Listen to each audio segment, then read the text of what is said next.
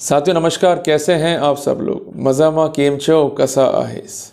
आप सबको जय श्री राम, जय बालाजी की, जय खाटू श्याम। जो टॉपिक पढ़ाऊंगा आज की क्लास में ये जुड़ा हुआ है चेक मैटर से, जिसको हम यूजुअली बोलते हैं प्रक्रम्य अधिनियम या सेक्शन 138 NI एक्ट के मामले। आप यूजुअली अखबार में पढ़ते हो कि फला फला ने पैसे उधार दिए, उसको फला फला ने चेक दिया और वो चेक जो है बैंक में लगा, बाउंस हो गया, नोटिस दिया गया, पैसे नहीं दिए, फिर वो केस कोर्ट में चला और कोर्ट ने आरोपी को जो है कन्विक्ट कर दिया। और कई बार ऐसा भी जो है पढ़ने को मिलता है कि बड़े से बड़ा मैटर लेके आया परिवादी और एक बड़ा अमाउंट जो है इन्वॉल्व था उस कंसर्न चेक केस में, उसके बावजूद भी परिवादी को हार का मुंह देखना पड़ा। तो उसी सीक्वेंस में आज जो मैं डिस्कस कर रहा हूँ, उस केस में कंसर्न परिवादी ने ग्रिप बनाया अक्यूज पे। करीबन डिस्प्यूट था 150 करोड़ के आसपास का, और ये भी फैक्ट है कि जो भी ट्रांजेक्शन हुआ वो अकाउंट फॉर हुआ।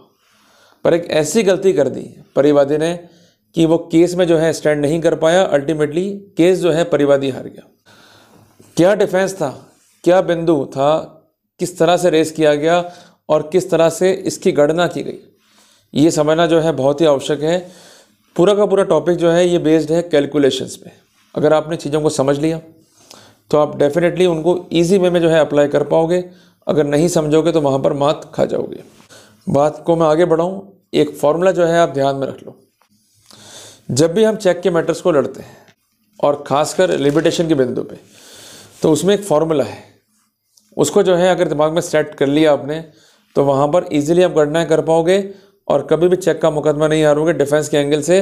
अगर पॉइंट जो है वो लिमिटेशन का है और ऐसा केस जिसमें जो स्थितियाँ होंगी, परिस्थितियाँ होंगी, अगर वो रिजेंबल करती हैं वर्तमान बताए गए कंटेंट से और जजमेंट से, तो डेफिनेटली उस पॉइंट पर हम सक्सेस को प्राप्त कर सकते हैं। इजीली जो है केस में रेस्क्यू कर सकते हैं। क्लियर हो गया? फॉर्मूला क्या है? एक्सक्लूड फर्स्ट इंक्लूड लास्ट, कि पहले को छोड़ दें और अंतिम को ले ले, आखिरी को ले ले। तो छोड़ दे भी है और ले ले भी है, दोनों यहाँ पर चीज़ें हैं। साथियों, जो डिस्प्यूट था बेसिकली वो दो कंपनियों के बीच था, जिस कारण इस केस का जो टाइटल है अगर आप पूरा पढ़ेंगे तो क्या पाएंगे उसमें, मैसर्स ग्लेज ब्रोक ट्रेडिंग प्राइवेट लिमिटेड बनाम मैसर्स डर्बिस ट्रस्टशिप सर्विस प्राइवेट लिमिटेड। पर शॉर्ट में इसको हम क्या बोलेंगे, A1 जो एप्लीकांट है या पिटिशनर है, और जो रेस्पोंडेंट कंप्लेनेंट है उसको हम कहेंगे R। क्लियर हो गया? जजमेंट है दिल्ली हाई कोर्ट का। जजमेंट जो है प्रोनाउंस हुआ है 18/11/2024 को। बहुत सिंपल सी बातें मैंने आपको यहाँ पर नोट करा दी। जो मिस्टर R है या जो कंपनी है, उसने एक परिवाद जो है दाखिल किया 138 NI एक्ट के अंदर। ये सिंपल परिवाद होते हैं जो यूजुअली जो है कोर्ट में पेश किए जाते हैं यदि चेक बाउंस हुआ है तो। इनकी ड्राफ्टिंग मुश्किल नहीं होती है, सिंपल सी ड्राफ्टिंग होती है। बट जहाँ पर कमर्शियल डिस्प्यूट है तो वहाँ पर ड्राफ्टिंग भी बहुत कॉम्प्लिकेट हो जाती है। एक छोटी सी गलती नुकसान बहुत भारी कर सकती है। साथियों, उस केस में कहा गया कि जो A1 है ये कंपनी है, ये जो कंपनी है ये रजिस्टर्ड भी है कंपनी एक्ट 1956 के प्रोटोकॉल के तहत, और A2 और A3 जो है इसके डायरेक्टर्स हैं। इन्होंने हमसे जो है फाइनेंशियल हेल्प मांगी, हमने डिबेंचर के रूप में इनकी हेल्प करी, और इस कॉन्टेक्स्ट में हमने डिबेंचर ट्रस्ट एग्रीमेंट भी जो है इनसे लिखवा लिया, जिस कॉन्टेक्स्ट में 150 करोड़ के डिबेंचर जो है इशू हुए। दूसरी इंपॉर्टेंट बात ये थी कि 1 लाख रुपए जो है इसकी फेस वैल्यू थी, और ये भी निवेदन किया गया कि they are required to be unlisted, they are required to be collateral, they are required to be redeemable in nature, they are required to be non convertible. अब ये चीज़ें हैं क्या, इसको समझने के लिए ईजी वे में हम एक छोटा सा एग्जाम्पल लेते हैं। आप में से अधिकांश लोग जो है बैंक गए होंगे और बैंक में जाके आपने FDR कराई होगी, कराई ना FDR। तो FDR का नेचर क्या है? It is basically a unlisted document और एन अनलिस्टेड डॉक्यूमेंट, जो भी कहें इसको अपन। इस पर हम कोलेटरल सिक्योरिटी भी क्रिएट कर सकते हैं जब हम लोन लेने जा रहे हैं, या हम कंसर्न FDR पे कोई OD क्रिएट करने जा रहे हैं।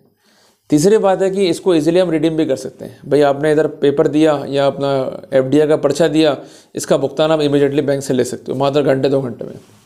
एक बात ध्यान रखिएगा कि non convertible debenture are quite differ from FDR, क्योंकि NCD जो है ये इशू करते हैं कॉर्पोरेट्स या कंपनियां टू रेज द कैपिटल, और FDR जो है ये इशू करता है banking institution to raise the capital. और इसके अगेंस्ट में दोनों ही क्या दे रहे हैं? इंटरेस्ट। एनसीडी में इंटरेस्ट जो है ज़्यादा होती है एज कंपेरिजन टू एफडीआर। जब इंटरेस्ट पे ज़्यादा होगी तो रिस्क भी ज़्यादा होती है। क्लियर हो गया आपको साथियों? जब ये एग्रीमेंट हुआ तो 13 पोस्ट डेटेड चेक जो है कंसर्न A1 ने आर को दे दिए। ये एक म्यूचुअल एग्रीमेंट था दोनों के बीच में। ये भी तय हुआ कि जो आप इंटरेस्ट दोगे वो क्वार्टरली जो है पे करनी होगी, और जो एनसीडी के केस में इंटरेस्ट पे होती है उसको हम कहते हैं क्वार्टरली कूपन अमाउंट। क्लियर है? क्वार्टरली इसलिए कि 3 माह में जो है पे होनी थी, हर 3 माह में। इसका लिमिटेशन जो है वो ईयरली भी हो सकता है। ये डिपेंड करता है फैक्ट्स पे, सर्कमस्टेंसेस पे, और क्या तय हुआ है एग्रीमेंट में उस पर। अल्टीमेटली ये इंटरेस्ट जो है पे नहीं हुआ, तो इनका कहना ये था परिवादिका की जो कंसर्न एग्रीमेंट है उसका ब्रीच हो गया। जो उनके पास 13 चेक थे उसमें से 2 चेक उठाए और एक पे भर दिया 150 करोड़ और एक पे जो है भर दिया 9,37,50,000 रुपये। नोटिस दिया गया और इसका रिस्पॉन्स नहीं आया, पैसा नहीं आया और कंप्लेंट जो है दाखिल कर दी गई। कोर्ट ने जो है सम्मन किया अक्यूज पर्सनस को। अक्यूज पर्सनस ने प्रोसीडिंग को जो है चैलेंज कर दिया by the way of question. इनका कहना यह था कि प्रोसीडिंग जो है मेंटेनेबल नहीं है, बियॉन्ड लिमिटेशन है और सेक्शन 142 एनआई एक्ट के उल्लंघन में। इनका कहना यह था कि नोटिस दिए गए, ये फैक्ट है, बट सबसे इंपॉर्टेंट बात है कि नोटिस जो है डिलीवर नहीं हुए A2 को। ये नोटिस जो है दिए गए थे ईमेल से। नोटिस दिया गया 11 मार्च 22 को, हमको 11 मार्च 22 को मिल गया, बट A2 को जो है हम यहाँ से एक्सक्लूड करते हैं। बट उसके बावजूद भी अगर हम लिमिटेशन के पॉइंट पे चलें तो मैंने क्या बोला था आपको कि पहला छोड़ आखिरी ले या अंतिम ले, उस थ्योरी पे काम करना होगा। तो अगर लिमिटेशन काउंट करेंगे 12 मार्च 22 से, तो ऐसे सिनेरियो में 27/4/22 तक लिमिटेशन ख़त्म हो जाती है। वो लास्ट दिन तक कंप्लेंट फाइल करने का, उसके बियॉन्ड जाकर अगर कंप्लेंट है तो देयर इज़ अ रिक्वायरमेंट कि कोई एप्लीकेशन फाइल पर होती है कि लिमिटेशन को कंडाउन किया जाए, जबकि ऐसी कोई भी एप्लीकेशन जो है रिकॉर्ड पर नहीं थी। इनका कहना कि जो कॉज ऑफ एक्शन है वो आराइज होता है नोटिस से। अगर नोटिस नहीं दिया तो कॉज ऑफ एक्शन नहीं होगा, पर अगर नोटिस मल्टीपल है तो जो नोटिस फर्स्ट है इन टाइम उसको जो है फॉलो करना होगा। फर्स्ट नोटिस जो है ये ईमेल से दिया गया और सब्सिक्वेंट नोटिस जो हैं ये रजिस्टर्ड पोस्ट से दिए गए, तो लिमिटेशन फर्स्ट नोटिस से ही काउंट होगी। इनका कहना कि the complainant is not accepted, कि वो कोई फैक्ट को जो है कंसील करे। इसने गुरुग्राम में यही कंप्लेंट पेश करी, उसको अल्टीमेटली विड्रॉ कर लिया और ये फैक्ट जो है छुपा लिया। जबकि इस तर्क पे कंसर्न परिवादिया कहना ये था कि बल्कि हमको तो छूट मिलनी चाहिए। ठीक है जी, छूट क्या मिलनी चाहिए कि हमारा जो टाइम ज़ाया हुआ है वो मर्ज होना चाहिए और हमको जो है यहाँ पर लिमिटेशन का बेनिफिट मिल जाना चाहिए था।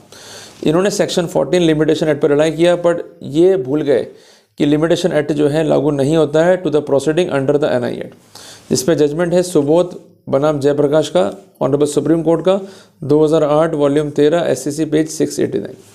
इसका मतलब जब सेक्शन 14 अप्लाई नहीं है तो ऐसे सिनेरियो में लिमिटेशन को एक्सटेंड यहाँ पर नहीं कर सकते। अगर लिमिटेशन को एक्सटेंड करना है तो सेक्शन 5 लिमिटेशन एक्ट के प्लेटफॉर्म पे आना था, ना कि सेक्शन 14 लिमिटेशन एक्ट के प्लेटफॉर्म पे। दूसरी बात है कि नोटिस वाले पॉइंट पर बड़ा जोर था डिफेंस का, बट यहाँ पर कोर्ट ने क्लेरिफाई कर दिया कि जिसने चेक को ड्रॉ किया है उसको नोटिस देना कंपलसरी है। नोटिस कंपनी को दे दिया तो ये सफिशिएंट कंप्लाइंस है। इसके अलावा डायरेक्टर के रूप में उन व्यक्तियों को ही पार्टी बनाना आवश्यक है जो कंपनी के डे टू डे अफेयर्स के लिए जिम्मेदार है। अगर ऐसी प्लीडिंग या ऐसी एविडेंस फाइल पे नहीं है तो प्रोसिक्यूशन वहाँ पर बैडन लॉ हो जाएगा। सबसे इंपॉर्टेंट बात यह है कि जो लिमिटेशन का पॉइंट है, जो मैंने आपको बताया पॉइंट नंबर 3 जो था, उसमें जो जजमेंट बेसिक है वो है एस इंडिया लिमिटेड बनाम इंडिया सिक्योरिटीज़, जजमेंट है 1999 SCC पेज नंबर 1 का। उसमें ये स्पष्ट किया गया है कि फर्स्ट डे को हमें बाहर करना है और इंक्लूड करना है लास्ट डे को, और यही व्यू जो है रिट्रीव हुआ इकॉन लिमिटेड बनाम आर इंडस्ट्रीज लिमिटेड में। जजमेंट है 2014 वॉल्यूम 11 SCC पेज 769। सिमरन पाल बनाम state 2021 SCC online Delhi, supreme court नहीं है दिल्ली का है, पेज 236। साथियों इसमें एक एग्जांपल दिया गया, उससे चीज़ें जो है समझने में आपको काफ़ी इजी रहेंगी और आप इजीली जो है गणना कर पाओगे। यहाँ पर डिमांड नोटिस जो है 31 मई 2019 का एग्जांपल लिया गया और ये जो है डिस्पैच हुआ है 1/6/2019 को, मीन्स एक दिन बाद, और नोटिस जो है सर्व हो गया 3/6/2019 को। तो 3/6/19 को आपको एक्सक्लूड करना है, जो डेट फर्स्ट है उसको एक्सक्लूड करना है जिस दिन सर्व हुआ है। तो काउंटिंग कहाँ से स्टार्ट करेंगे? 4 तारीख से। तो 4 से पहले जोड़ने हैं 15 डेज, क्योंकि नोटिस सर्व हो जाने के 15 दिन के भीतर भीतर भुगतान हो जाना चाहिए। अगर हो गया है there will be no cause of action, और अगर भुगतान नहीं हुआ है तो फिर मिलते हैं इनको 30 दिन आगे बढ़ने के लिए as per section 142 of NI act. तो अगर 4/6/19 से हम काउंट करते हैं 15 डेज, आप कर लो 4, 5, 6, 7, 8, क्लियर है, 9, 10, 11, 12, 13, 14, 15, 16, 17, 18, तो लिमिटेशन जो है ओवर हो गई 18/6/19 तक। अब साथियों 30 दिन कैसे काउंट करेंगे अपन, तो जो डेट आ रही है 19 से उसको अवॉइड करना पड़ेगा। जो नया लिमिटेशन काउंट होगा वो काउंट होगा 20 से 19 से। अब यहाँ से अपन काउंट करते हैं सही 30 दिन, 21, 22, 23, 24, क्लियर हो गया, 25, 26, 27, 28, 29, ये निकल गया 10 दिन, 30/6/2019। जून के महीने में जो है 30 दिन ही होते हैं, जिस कारण जो 11 डे है वो है 30 से 19। अब काउंटिंग स्टार्ट हो गई अपनी फर्दर जुलाई में, 1, 2, 3, 4, 5, 6, 7, 8, 9, 10, 11, 12, 13, 14, 15, 16, 17, 18 और 19। तो 11 दिन तो हो गए अपने जून के, और 19 दिन जो है अपने हो गए जुलाई के। तो लास्ट डेट क्या निकल के आएगी, 19 जुलाई 19। यहाँ पर कोर्ट ने कहा कि अगर केस फाइल होगा 20 जुलाई 19 को या उसके बाद, तो वहाँ पर लिमिटेशन को कंट्रोल करने के लिए एक एप्लीकेशन चाहिए, अगर वो नहीं है तो case will be time barred. और यही फार्मूला जो है अप्लाई किया गया यहाँ पर। अब इस फार्मूले को यहाँ अप्लाई करते हैं और अपन देखते हैं स्थितियाँ क्या आती हैं। कि नोटिस दिया गया 11 मार्च 22 को और उस दिन ही सर्व हो गया, तो उस दिन को हटा दो, नेक्स्ट डे देखा जाएगा। तो 12 मार्च से लिमिटेशन जो है काउंट शुरू होगा। यहाँ पर सर्विस वाले दिन को छोड़ना है, नेक्स्ट डे से काउंट करना है। तो 12, 13, 14, 15, 16, 17, 18, 19, 20, 21, 22, 23, 24, 25, 26। तो 26 मार्च 22 को यहाँ पर कंप्लीटली जो है लिमिटेशन ओवर हो गया। फर्दर डेट्स है जो हमें काउंट करनी है, वो कहाँ से आएंगी अब, 28 मार्च से। 26 तो खत्म हो गया, 27 को अवॉइड करना है, 28 से अपन शुरू होते हैं। अब मार्च में जो है दिन है 31, तो 28, 29, 30, 31, तो 4 दिन तो हो गए अपने मार्च के। और अब आते हैं काउंटिंग लेके अपन, 1, 2, 3, 4, 5, 6, 7, 8, 9, 10, 11, 12, 13, 14, 15, 16, 17, 18, 19, 20, किधर हो गया, 21, 22, 23, 24, 25, 26। तो 26 जुलाई 22 यहाँ पर लास्ट डेट होनी चाहिए, अगर हम काउंटिंग कर रहे हैं 28 मार्च 22 से। क्लियर हो गया आपको। और इस फैसले में जो है, हालांकि ये डिस्कस हुआ है कि 27/4 जो है लास्ट डेट है, बट अभी हम लिमिटेशंस काउंट करते हैं टेक्निकली। वापस से अपन देख लेते हैं इसको, ताकि अपने को जो है कन्फ्यूजन बिल्कुल ना रहे। 11 मार्च का नोटिस है, 11 मार्च को मिल गया, चूँकि ईमेल से आया था, तो लिमिटेशन काउंट होगा फर्स्ट वाला 12 मार्च से। तो 12 मार्च से 15 दिन जो है काउंट करना है, ये एंड हो रहे हैं 26 मार्च 22 पे। फिर 26 मार्च को छोड़ दो, 27 मार्च को छोड़ दो, फिर अपन काउंटिंग शुरू करेंगे 28 मार्च से।